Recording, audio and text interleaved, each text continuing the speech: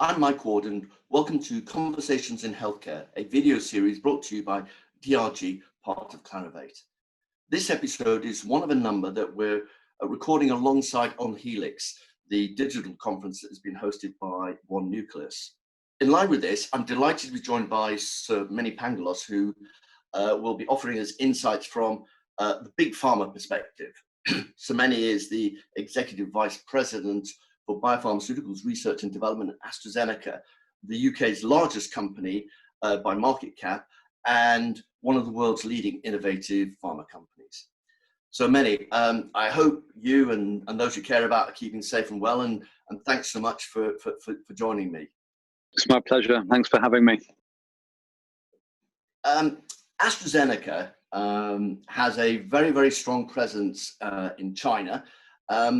And clearly that was the sort of the start of the COVID-19 pandemic.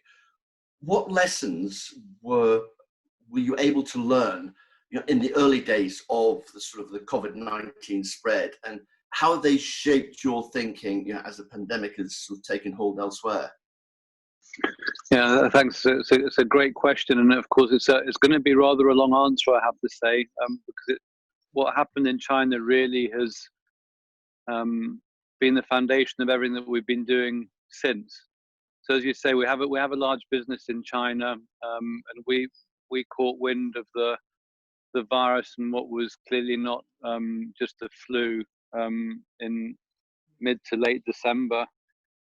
And we started to think about what are the things that we can do to start to help initially our Chinese colleagues, but then ultimately as it started to become clear that this was like to become a global issue, what can we do to help, generally around the world? The first thing that we did was to think about molecules that we have in our pipeline as we started to understand the virus more, and as the sequence was published, as we started to understand some of the pathologies and symptoms that were being seen in the patients that were being hospitalized.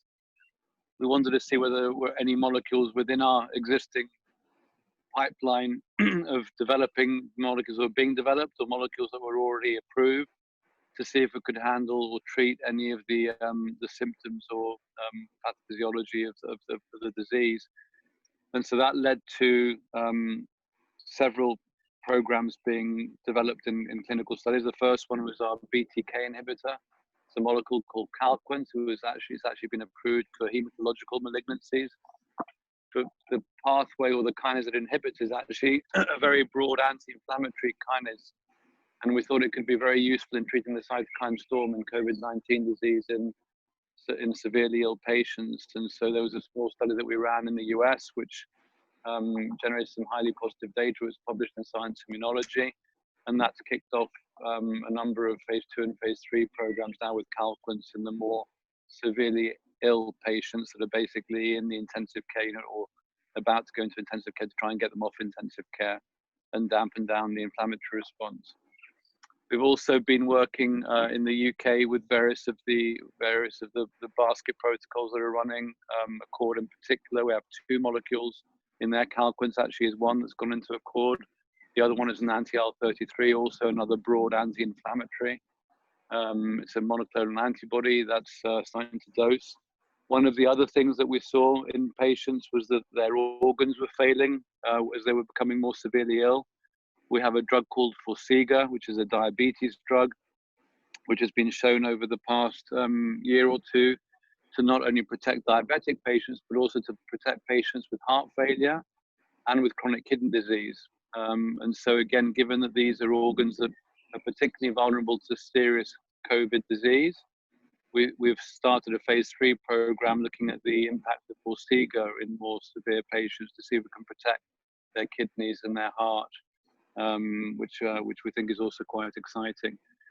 That's the first bit, is just taking molecules and repositioning molecules and seeing if we can have an impact on the course of the disease. The second thing we did is just look at our capabilities, and we're one of the few companies that actually has made an antibody to a virus. This particular virus is RSV, and we have 2 molecules. One is a molecule called Synergis, which is approved for treating RSV in infants. We have another molecule that's partnered with Sanofi called 8897, which is currently in phase 3. but that experience has given us some idea of how to develop antibodies to viruses. And so very quickly we created a drug discovery program aimed at creating a series of monoclonal antibodies that target SARS-CoV-2. We set up a number of internal screens, as well as accessing convalescent PBMCs from patients from around the world to try and identify monoclonal antibodies from those convalescent patient samples. And from all that, we must have screened close to 1,500 antibodies, came down to a top 10. We've now got 2 that we've selected that are going into the clinic in the next few weeks. We're going to be doing a cocktail of antibodies as our therapeutic, because we want to minimize resistance. The antibodies target the spike protein of SARS-CoV-2. And we've engineered the antibodies in a way that both enhances their half-life. So we should hopefully only need to dose once every 100 to 150 days, which actually becomes quite important for the monoclonal antibody. The less frequent, the more long-lasting the efficacy will be, hopefully. But also we've inactivated the FC receptor domain to make sure we don't get any antibody-dependent enhancement. So we're really trying to maximize the efficacy and minimize the potential risk of an antibody therapeutic. So we're very excited about the data we've generated. We've got very good preclinical data. So they're being scaled up at the moment, should be in the clinic towards the end of July, early August. So that was the second pillar. And then the third pillar actually that started was about how do we keep our medical supply, our medicines coming out of our factories, how do we keep our laboratories open? And so we set up actually COVID or SARS-CoV-2 PCR testing in our labs. So we can actually screen our employees so that we know that when employees are coming into work, beyond doing temperature checks and asking whether you've got any symptoms, we can actually confirm that they're COVID-19 negative or PCR negative. We're also setting up serology tests as well, but that was very important for us in terms of making sure that we create as safe an environment as possible in our workplace, which has enabled us to keep our labs and our manufacturing plants working. So we haven't had any disruption to our supply chain. But as a consequence of setting up our internal testing, the government also asked us to consider helping become part of the Lighthouse testing facility. And so we worked with the University of Cambridge and also with GSK to set up some laboratory in Cambridge that would actually become part of the Lighthouse testing to screen 30,000 PCR samples a day. And so that's got us into that space as well. And then as part of all of this work that we were doing, which, you know, I think you'll agree is fairly broad, I also happen to sit on the UK vaccines task force, and on that task force are various other academics and companies. But I also got to hear about some of the vaccine work that was going on, and listening to what was happening in the UK in particular, I became quite interested in the Oxford vaccine, the ChAdOx1 vaccine. I spoke to Pascal, our CEO, about that. I spoke to John Bell, who's the research leader at Oxford University. And we all agreed that it made sense for us to see if we could help Oxford think about how to globalize their program in terms of clinical development, but also in terms of manufacturing. And so over a very short period of time, we reached an agreement with Oxford University to help partner with them on the ChAdOx1 SARS-CoV-2 vaccine. And that sort of was the finishing piece of all of the things that we're doing to try and have an impact, not just on the UK, but on the world as a whole, and try and get us back to the semblance of normality, hopefully, over the coming months. So it's interesting you mentioned about sort of doing things quickly and rapidly. Normally, sort of development of sort of clinical trial protocols, the sort of conduct of that kind of activity, that re-engineering normally takes quite a long time. What did you actually have to do, and how are you able to put so much pace into all this activity? It's a great question, and it gets to the question of what's going to be the new normal, because my team are a little bit worried that I'm going to be asking them to do everything at that pace, which obviously isn't realistic. Look, I think, so if I take about the monoclonal antibodies first, people were working literally 24/7. We were working in shifts, we were working weekends. The regulators were being very flexible. The regulators have been very flexible in terms of how they've approached the CMC, the toxicology. It's really been a partnership, and we've just worked really, really fast. And obviously, we've done some things that we wouldn't normally do in terms of how rapidly you move. You know, you might take a bit more time to optimize. You might take a bit more time to get the clones identified. We've done a lot of things in parallel rather than in series. And I do think as a consequence of what we've done, because it has worked out, and we've got, 10 really potent antibodies, that actually you can do it this way. So I think for some of our programs going forward, it won't be for everything, but for some of them, the ones that we really see as being very high priority or very competitive, I think there are some things that we will do differently. So with the vaccine, the Oxford University group have done a remarkable job with, Andy Pollard, Sarah Gilbert, and Adrian Hill from the Jenner Institute. Really, I think getting a supply chain in place, which I think is quite remarkable for a university to do that. They had a large phase 1, 2, 3 program planned in the UK. And what we've really done is hopefully just help them expand that to become an even more significant global development program with 30,000 patients in the UK, hopefully between 5,000 and 10,000 patients in Brazil, phase 3 programs in Africa, and probably more importantly, just a huge supply chain to supply what now is hopefully almost 2 billion doses around the world, funded by BARDA, CEPI and Gavi, the Gates Foundation, the European Union. There's all sorts of different groups that have participated. And it's really become a supply chain, which I think only a global company could do in terms of helping them get into place, but also making sure, because of the politics of supply of vaccines, they're independent supply chains, so no one can actually hoard and say, it's my vaccine, you can't have any. So we've created supply chains in the UK, in Europe, in the US, and in international regions. So we're quite proud of that. And obviously it's been done at tremendous speed, a huge amount of tech transfer needed. And I'm not sure our CMC colleagues would ever want this to become the new normal, I have to say. Yeah. So, with some of the surveys that we've done here at DRG, we've sort of identified that healthcare professionals they're interacting differently with patients. Particularly patients who are not COVID-19 impacted, and also we've seen sort of slowdowns of clinical trials in other spaces, in other therapy areas, or in fact the initiation of some trials has been put on hold. Yes. What with all the activity you're doing, what have you had to put on the back burner, and what processes have you put in place to sort of mitigate the disruption else in other therapeutic areas? Yeah, it's a great question. And of course, like everybody else, we've had to prioritize our work, and we have had people working from home. We did for a period of time significantly reduce the work in our laboratories, and we still have a reduced workload in our laboratories because we have people socially distanced, we have people wearing masks, obviously. But we have kept our labs running. So from a manufacturing perspective, we haven't missed a beat in terms of supply. There's been no impact at all on our supply of medicines around the world. In terms of clinical development, I would say in late stage development, so late phase 2, phase 3 in particular, there's been almost no impact on our programs, a little bit of a delay perhaps. But generally speaking, I would say over 85% of our programs have remained on track. And that's generally because the drugs by that stage are either known to be effective, and so patients want to take them because it's actually helping whatever the disease or illness they're suffering from.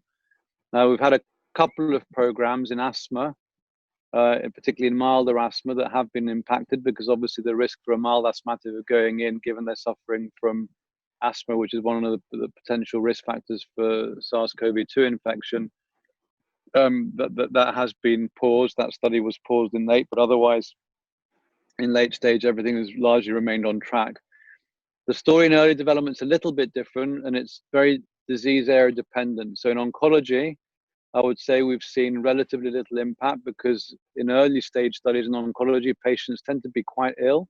And so again, the risk benefit for them to take a new oncology drug is actually favorable because hopefully the oncology drug will have an impact on the disease and will keep the patients alive.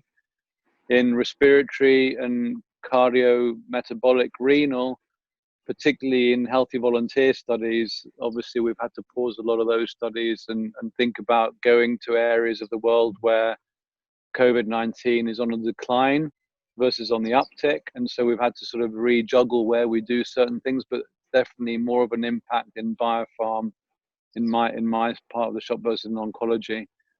So I'd say relatively little impact in late, a bit of impact in early, and in early it's disease area specific, more in the respiratory and cardiovascular metabolic space. In research, we really focused on prioritizing the pipeline in terms of the activities, so that the people that were coming in were working on things that were going to have the biggest impact to us as an organization in terms of our pipeline. And that in itself, whilst it's clearly slowed some of the target identification and earlier stage screening programs, it's meant that we can keep our most important programs on time.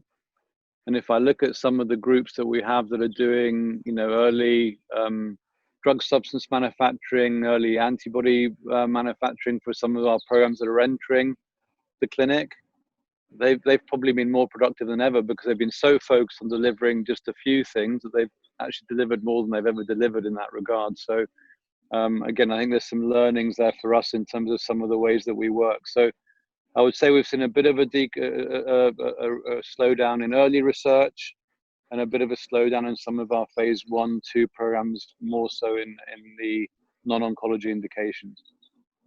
Right.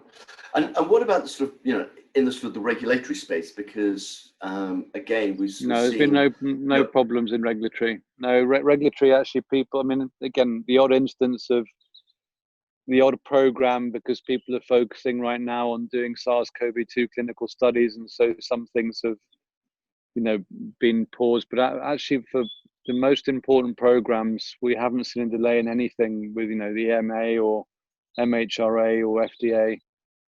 Things have very much stayed on track in terms of the regulatory timing so far. Yeah.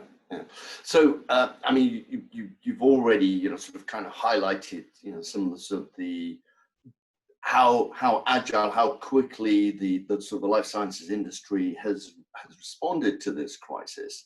Yeah. One of the interesting initiatives that quite surprised me was that COVID R&D consortium, where we've got lots and lots of pharmaceutical companies all getting together to sort of really tackle this. And I know that you're part of that process. So how did you get involved, and how what has impressed you about that development? Yeah, I mean, it's been really nice to see, actually, because I think our industry isn't always portrayed in the best light, and I have to say, seeing how quickly we all came together, and thanks to Andy Plump, who's the head of R&D at Takeda, and Rupert Bessie, who's the one of the heads of R&D at BMS now, and they're good friends and colleagues, and they just brought us together. They sent a note around saying, would you be interested in participating, and just sharing, more than anything, experiences and ideas around repositioning, around how we're working in the environment, trying to learn from each other. And it's a great meeting. We get together twice a week. Of course, many of us can't often make it because we've got lots of other things to do, but we're circulating minutes, recording each other up. I was on the phone to Matai Mammon yesterday, who's from J&J, and they're working on a competing vaccine. And competing is not the right word. And I think that's probably the big difference is, when you talk about something like SARS-CoV-2 and COVID-19 as a disease, whilst we normally compete with each other, we all want to solve what's a really big problem for the world. And so, whenever I speak to a reporter or have an interview, I say, I don't really care whose vaccine works. I hope it's ours and our antibodies work and some of the repositioning of our molecules work, because I hope that we can have an impact on the disease. But in all honesty, I'll be just as happy if it's J&J's vaccine or Moderna's vaccine. I just want someone to get some things that work, that can protect the population and get us back to normality. And I think that's the mindset that we all have when we're talking about this. There's a a healthy competition because we're all very proud of what we do.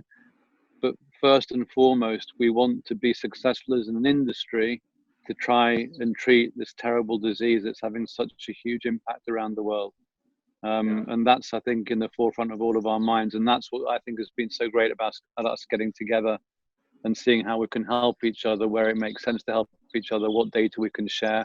And actually, if you look at what the FDA are doing now with the, through Operation Warp Speed, and they've picked 5 vaccines. They've also got a set of monoclonal antibodies that they've picked. And we're lucky enough to be in both of these sets of meetings because of what we've done so far. But they've got 5 vaccine companies, and we're all working together to define endpoints for the clinical studies, the way we run the assays in the labs to make sure we're comparing apples to apples. And we're really all working together to come up with a set of parameters we can all use so that we make the right choices and decisions about which vaccines are working the best in which patient population. Yeah, sure.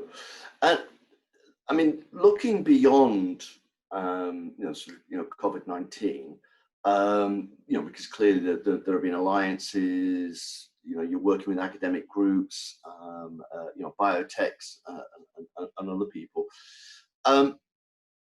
Social distancing and that ability to meet people. How is that actually sort of impacting beyond COVID-19? The sort of the establishment of new partnerships in the biotech space? We're all getting used to a new normal. We're doing things through Zoom and MS Teams. I mean, we've generated collaborations and partnerships with pretty much every major country or region around the world, and we've done it all through Zoom and Teams. We've done a deal with Silence. We've done a deal. We continue to do deals with biotech companies, with universities. We're all just working in a different way. We're traveling less, right? We've got a much healthier carbon footprint. There are a lot of pros in terms of some of these new ways of working. I've never slept better, I have to say, not traveling across the Atlantic every other week. Yeah. And I'm getting to see my children a little bit more often as well, which is there's definitely some benefits to this as well. So face-to-face interactions are important. I don't think we're ever going to go back to the way we were in terms of how intense our travel was and how much we had to do everything face-to-face. I think it will hopefully become a much healthier blend of virtual meetings like this and face-to-face meetings. And it's been very interesting, even looking at meetings like ASCO and the ADA, which is the American Diabetes Association meeting. These have all been run virtually. ADORA, which was our osimertinib study that was presented at ASCO, was viewed by 10,000 people. You mentioned about the fact that there is kind of like going to be a new normal, the fact that people might not travel around as much as they used to, etc., because there are ways of still being effective. What other sort of lessons do you think we will learn from this pandemic that we'll be able to take forward? I mean, you mentioned earlier on about the sort of speed of some things. What do you hope in a post-pandemic world you will be able to carry on? So I think we will see a more balanced travel schedule from all companies with more virtual meetings. It's not, obviously we're not going to do away with face-to-face interactions. They're hugely important, but I think you'll see a more balanced use of face-to-face versus virtual. I think we'll see that also at key scientific symposia. There'll become a blend of virtual and face-to-face because I think it'll actually enable the science to be accessed by more people, which I think is really important. I hope that we'll continue to see flexibility with regulators in terms of how we interact with them and their ability to pivot a little bit more quickly and think about some different ways of working, which I think will be really, really useful and important. I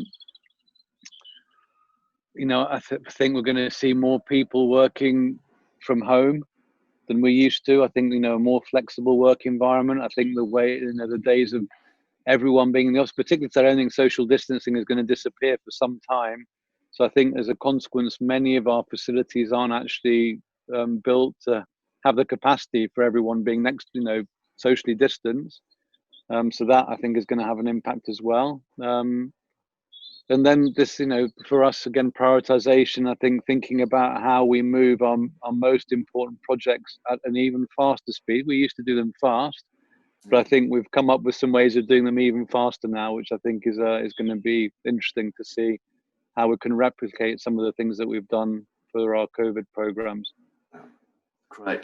So Mene, thank you very much for taking the time to talk to us today. The story that you've told is fascinating. I'm sure it's going to be of great interest to the audience. Clearly we all wish you and all your other colleagues in other companies, the best of luck in making progress there. So if you'd like to tune into future conversations in healthcare, follow our LinkedIn page where we'll be posting alerts to future episode releases. So in closing, I'd like to thank Mene again for joining us and thank all our listeners for tuning in. Until next time, stay safe and healthy. My name's Mike Ward, and I'll see you in the next episode.